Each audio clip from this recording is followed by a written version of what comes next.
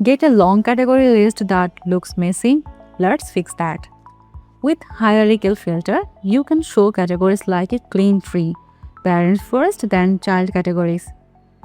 This option is for taxonomies like product categories. If your categories have parent and child levels, hierarchical view shows them in a clear structure instead of one long flat list.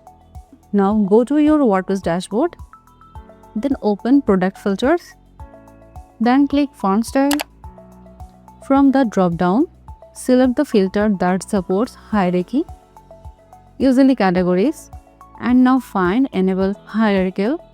The first option is disabled. This shows categories as a simple flat list, good for small stores with only a few categories. Next is enabled. This shows parent categories and child categories appear under them with an indent, much easier to read.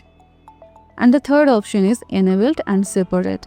This gives the hierarchy idea but shows levels from separately, so the list looks more organized and easier to scan. Last option is enabled and hide child. This is perfect for big stores. Customers first see only parent categories.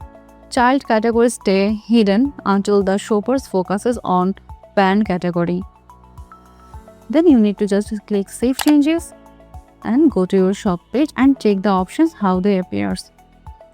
That's how hierarchical filters work.